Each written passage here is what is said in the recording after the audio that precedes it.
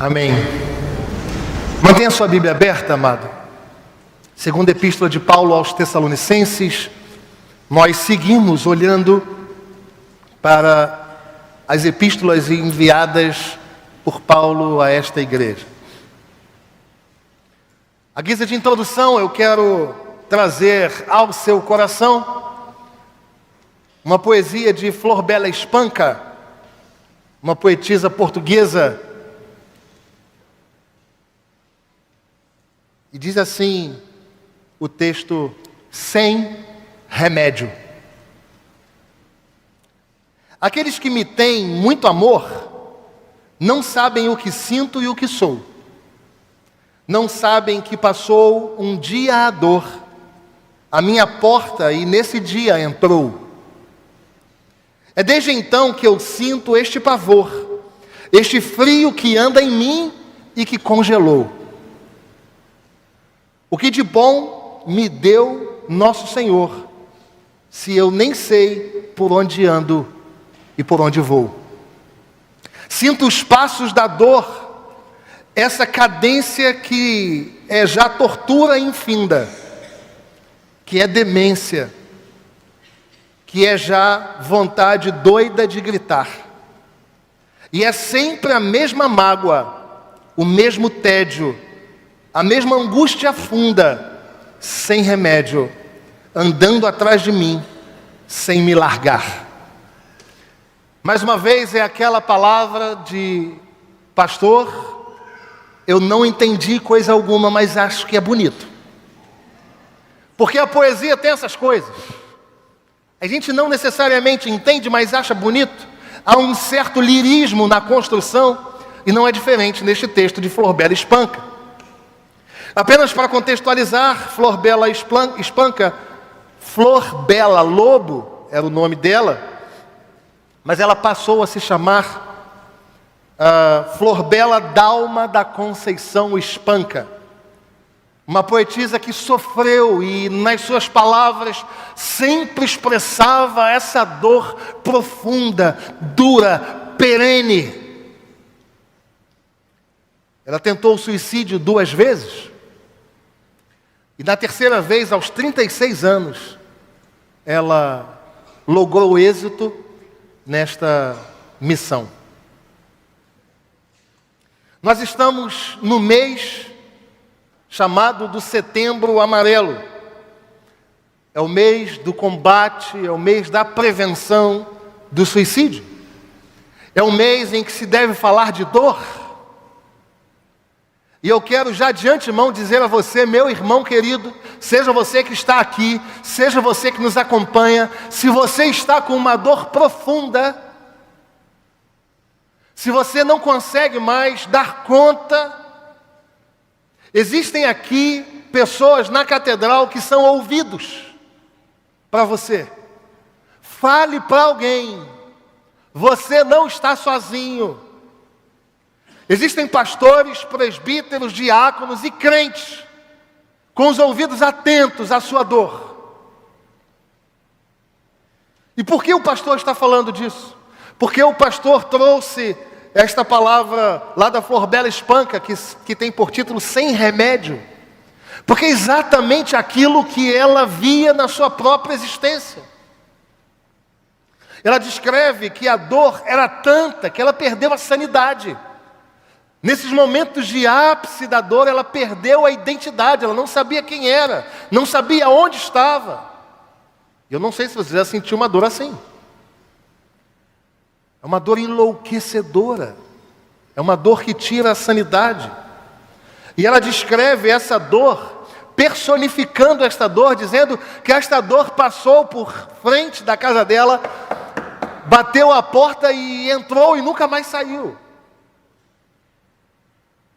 E por vezes nós, hoje aqui, no século 21, estamos a viver esta mesma realidade da Flor Bela.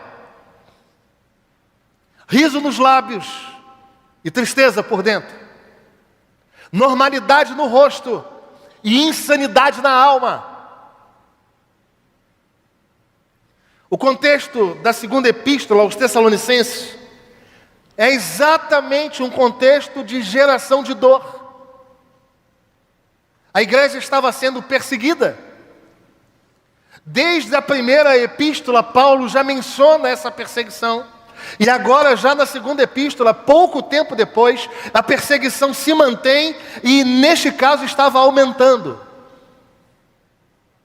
Se você olhar aí os versos que vão do 4 ao 6, você vai perceber isso. É uma igreja que foi gerada em sofrimento, em perseguição. Se você correr os olhos lá para Atos, no capítulo 17, você vai ver nos versos 4, 5 e 6, que a igreja de Tessalônica era uma igreja extremamente perseguida, já nasceu neste contexto. E agora, na segunda epístola, a igreja continuava assim, perseguida. No entanto, irmãos, há um aspecto na existência da igreja de Tessalônica que a difere muitas vezes de nós. Porque as dores e as perseguições, a despeito de intensas, não fizeram a igreja de Tessalônica piorar.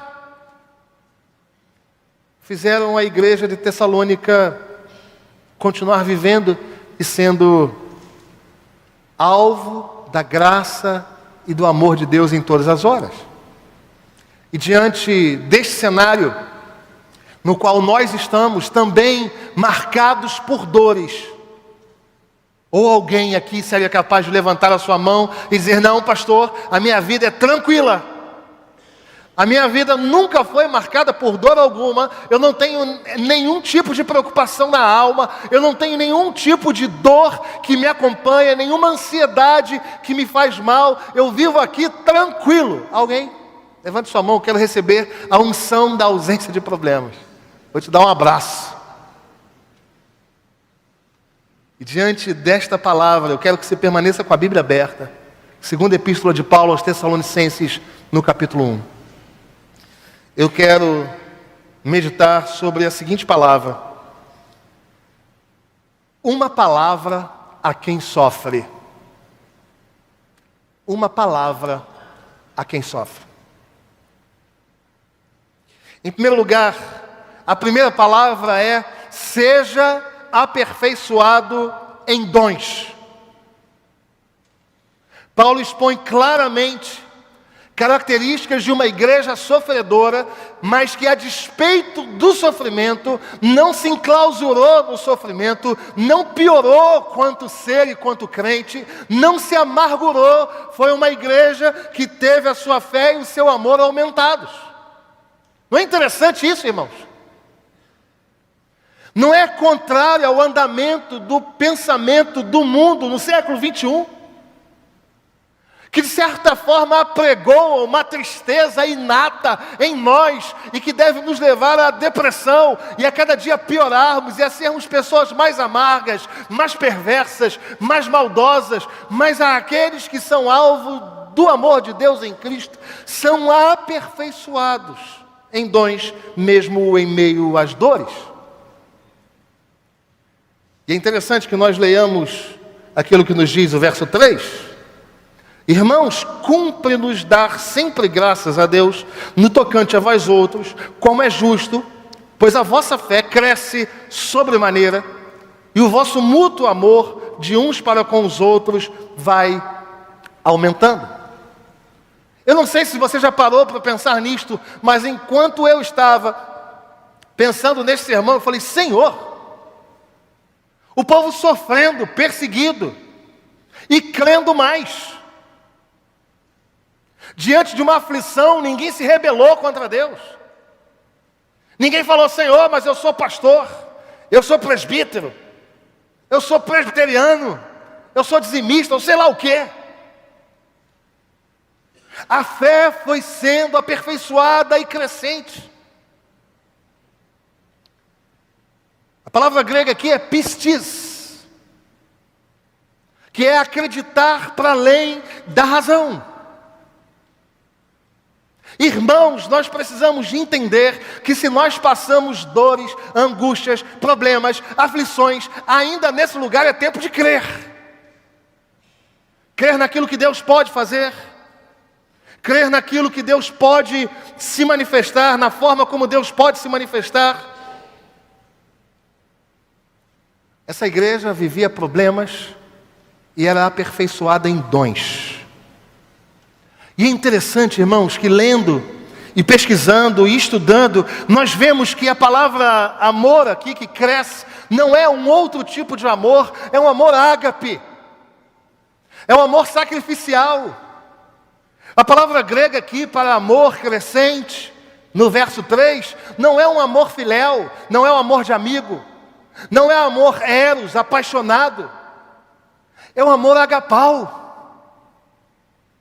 Irmãos, no meio do sofrimento, o povo da igreja de Tessalônica, sofrendo, crescia num amor sacrificial. Não tinha a filosofia do farinha pouca é o meu pirão primeiro.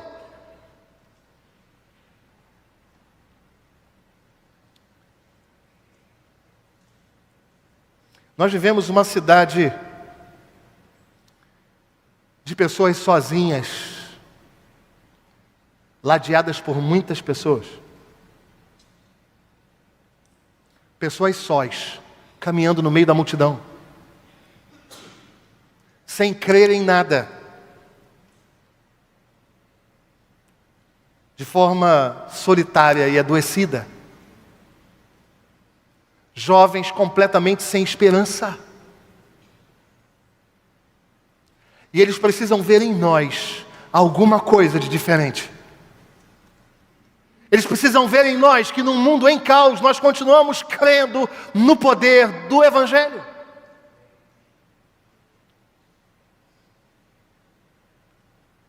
Mas não apenas isto, eles precisam ser alvo do amor que os surpreende e que gera em nós a necessidade, por vezes, nos sacrificar por eles. O materialismo do tempo presente, o cientificismo do tempo presente, o ateísmo do tempo presente, tem gerado pessoas frias, amargas, sem perspectivas e sem alegria. E essas pessoas não devem ser odiadas por nós, elas devem ser amadas por nós. Elas estão gritando por socorro. É nesse tipo de contexto de uma sociedade deplorável, caída, perversa, que por vezes ataca os nossos valores, é que nós somos chamados a sermos aperfeiçoados e não para sermos apodrecidos. Muitos dizem, mas eu reagi assim, pastor, porque eu sofri primeiro. Eu reagi assim porque eu estou vivendo um problema. Eu reagi assim porque não tenho dormido direito. Mas aquilo que o Senhor traz para nós por meio da segunda epístola de Paulo aos Tessalonicenses, é que nós, mesmo em meio ao sofrimento, podemos ser aperfeiçoados em dons. Segundo lugar, uma palavra a quem sofre: seja aperfeiçoado em dons. Em segundo lugar, seja ampliado em perseverança. Se você olhar comigo o verso 4, você vai ver a palavra constância aí. A tal ponto que nós mesmos nos gloriamos de vós nas igrejas de Deus. Paulo dava testemunho da igreja de Tessalônica por onde andava. Em todas as vossas à vista da vossa constância e fé, em todas as vossas perseguições e nas tribulações que suportais. A palavra constância aí é uma palavra linda. Esta palavra aí não é uma palavra que aponta para a esperança. Constância aí é uma palavra que significa a perseverança viril na prova.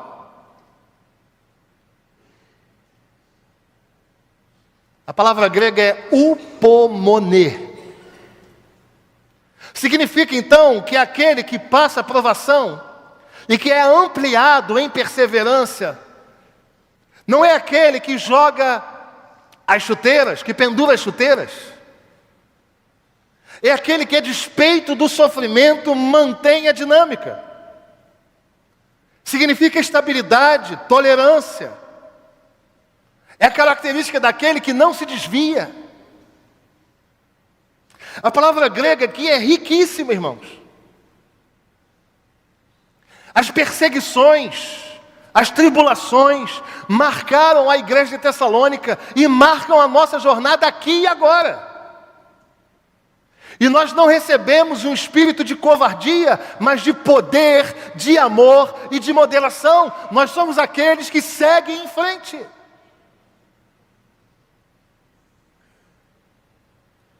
Mas o liberalismo teológico se faz presente. O avanço do ateísmo se faz presente. O progressismo se faz presente. Mas nós somos aqueles marcados por upomone. Nós somos aqueles da constância, daqueles que se mantêm, daqueles que continuam estáveis, daqueles que toleram estas coisas, nos mantendo fiéis ao Senhor. Era assim que Paulo via a igreja de Tessalônica. E é assim que nós seremos vistos. Eles aceitavam os embates da vida. Mas não apenas aceitavam, faziam deles pódios para galgar outros lugares. E a pergunta que você pode fazer é: pastor, mas por que eu devo perseverar? Por que essa característica é tão importante? E aí nós lemos o verso 5. Sinal evidente do reto juízo de Deus, para que sejais considerados dignos do reino de Deus, pelo qual com efeito estáis sofrendo. E ainda a palavra de Deus diz que nós devemos ser perseverantes. Porque no verso 7 nós teremos alívio das nossas tribulações. São duas as razões para nós sermos perseverantes. A primeira se encontra no verso 5 e a segunda no verso 7. Eles serão considerados dignos do reino de Deus. O próprio Senhor Jesus Cristo nos ensina: bem-aventurados sois quando vos injuriarem e vos perseguirem, e mentindo disserem todo mal contra vós, glorificai e exultai, porque é grande o vosso galardão nos céus. À medida que nós formos sendo provados, sustentados pelo Senhor, aprovados em meio à dor, nos mantendo perseverantes, nós seremos encontrados como dignos do reino. Mas não apenas isto, a palavra do Senhor nos diz no verso 7: e a vós outros que sois atribulados, alívio juntamente conosco, quando do céu se manifestar o Senhor Jesus com os anjos do seu poder. Se mantenha firme, para que você seja encontrado digno do Evangelho. Mas se mantenha firme, porque haverá um dia em que nós seremos consolados, confortados pelo Senhor. Irmãos, isso não é uma esperança vazia. Isso não é uma esperança morta. Nós perseveramos em meio à dor, nós perseveramos na subida, nós perseveramos contra o vento, nós perseveramos na perseguição, porque haverá o dia em que o Senhor nos alentará. É o que diz a palavra do Senhor, aqui no verso 7, e por toda a Escritura: haverá redenção com cessação de dor, de angústia, de sofrimento, e Ele enxugará dos nossos olhos toda lágrima, e as velhas coisas haverão de ter passado. Louvado seja o nome do Senhor. Persevere, irmão. Não desista. Pastor, eu cheguei aqui nesse dia, assim, quicando a bola para, vou chutar. Vou chutar a minha vida. Vou chutar os meus relacionamentos. Vou chutar a minha relação com Deus. Em nome de Jesus, persevere. Às vezes, em meio à dor, em meio ao sofrimento, nós ficamos confusos. E uma palavra, quem sofre, é: seja aperfeiçoado em dons. Tenha fé crescente e amor crescente. Seja ampliado em perseverança. Mas em terceiro e último lugar, seja fortalecido em intercessão. Os versos 11 e 12 dizem o seguinte: por isso também não cessamos de orar por vós, para que o nosso Deus vos torne dignos da sua vocação e cumpra com poder todo o propósito de bondade e obra de fé, a fim de que o nome do nosso Senhor Jesus seja glorificado em vós e vós nele, segundo a graça do nosso Deus e do Senhor Jesus Cristo. A uma igreja que sofria, Paulo relembrou: sejam fortalecidos, porque eu estou orando por vocês. Sejam aperfeiçoados em dons. Sejam crescentes em perseverança. Mas sejam fortalecidos na intercessão. Paulo fala para a igreja que ele estava intercedendo, que ele estava clamando. Em outras palavras, Paulo está dizendo que no meio dessa dor, no meio desse sofrimento, há alguém que ouve a respeito de você. Há alguém que sabe quem é você. Há alguém que conhece o seu coração, que contempla a sua mente por vezes perturbada, que está indo ao encontro da sua alma, gerando paz e tranquilidade. Há alguém que sabe de você. Nós cantávamos muito antigamente: alguém sentirá, alguém sentirá. Antigo. Mas quando nós sofremos, nós temos um Deus que ouve e que sente aquilo que sentimos. E Paulo então ora pela dignidade dos crentes. Paulo ora para que eles mantenham o seu propósito. Paulo ora para que o propósito da vocação deles se cumprisse. Mas Paulo também ora pelo testemunho deles. Deus não deixa que eles fraquejem. Não deixa, Senhor, que eles neguem a fé por causa do sofrimento. E assim, a igreja de Tessalônica suportou esta dor, esta perseguição e este sofrimento. A pergunta é: e como você está? Como está o seu coração hoje, aqui e agora?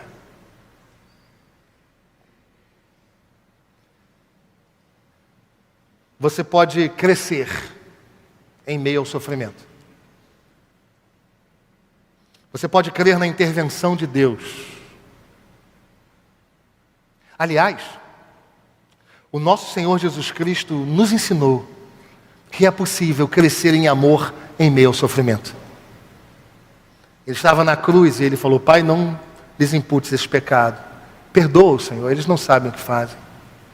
O Senhor nos ensinou que é possível amar mais no meio da dor.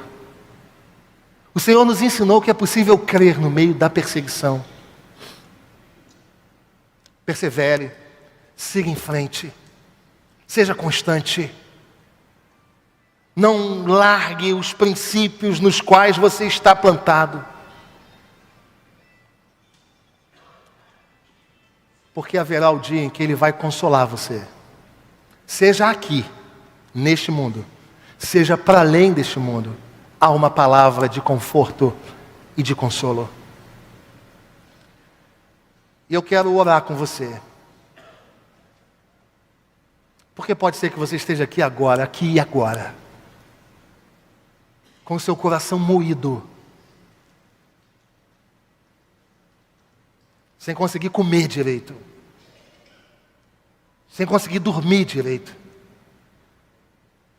Você está aqui agora sem saber o que vai fazer amanhã, segunda-feira. E eu quero orar pela sua vida, você que está aqui em sofrimento. Eu quero que você feche os olhos.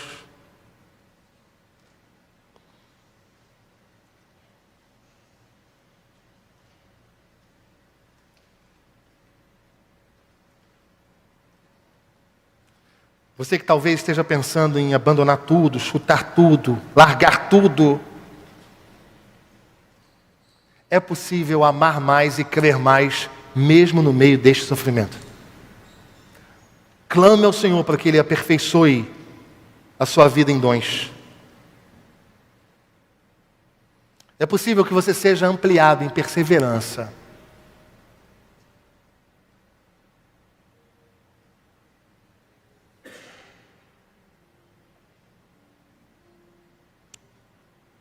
E talvez tenha chegado o momento de você interceder mais. Interceder por alguém, interceder pela sua própria vida. E eu gostaria de interceder por você, que sofre agora. Eu quero fazer por você aquilo que Paulo fez à igreja de Tessalônica. Se você está aqui agora sofrendo, levante sua mão. Quero orar pela sua vida. Não sabe o que fazer, levanta a mão aí.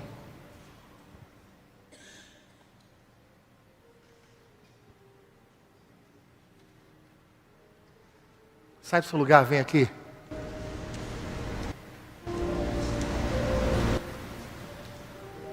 A palavra do Senhor traz a nós a certeza de que podemos ser aperfeiçoados na dor. Podemos amar mais e podemos crer mais. Você que levantou a sua mão, pode chegar para cá.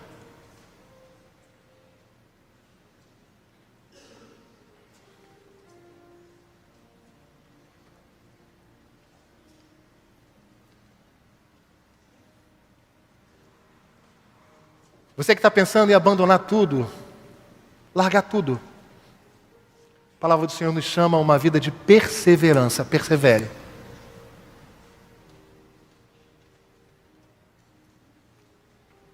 Não deixe. Não abandone. Porque há pessoas intercedendo por você. Há pessoas orando pela sua vida.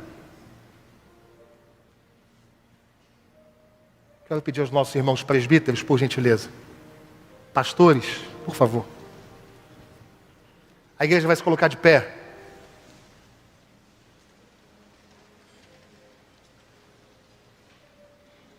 E nós vamos orar. Nós vamos clamar a Jesus. A fim de que algo sobrenatural aconteça na vida destes que aqui estão. Eu creio que o Senhor que operou na igreja de Tessalônica, Ele vai continuar operando aqui. Feche seus olhos, vamos orar. Senhor, nosso Deus e nosso Pai, nós colocamos estes teus filhos nas tuas mãos, na mesma perspectiva do apóstolo Paulo, clamando pela igreja de Tessalônica. Aperfeiçoa estes teus filhos, dá a eles, Senhor, uma fé inabalável e crescente. Deus, em nome de Jesus, se eles já estão começando a duvidar, a fraquejar, Senhor, fortalece, anima, sustenta, segura pela mão. Se há algum indício de amargura, de rancores, os mais diversos, nós pedimos que o Senhor os aperfeiçoe em amor, que eles sejam capazes de sacrificar pelo outro. Deus, em nome de Jesus, num mundo tão perverso, tão cruel, nós pedimos que o Senhor nos faça perseverar, nos faça seguir em frente, nos faça dignos do Evangelho. Deus, em nome de Jesus, nós intercedemos por esses teus filhos. E nós pedimos que, em nome do Senhor Jesus, o Senhor revele a nós que o Senhor cuida de nós, que o Senhor olha para nós, que o Senhor cuida de nós como Pai. Assim como a igreja de Tessalônica não caminhava sozinha, nós também não caminhamos sozinhos. Deus, em nome de Jesus, neste mês que as pessoas fazem alarde a respeito do combate às dores, nós pedimos em nome de Jesus que o teu Espírito seja a resposta a essas dores e que a nós como igreja sejamos encontrados na condição de pessoas que amam, que ouvem e que cuidam. Faz isso, Senhor, no meio da tua casa, para a glória do teu nome, para a alegria do teu povo, em nome de Jesus. Amém e amém. A igreja pode se sentar e os amados também. Deus os abençoe.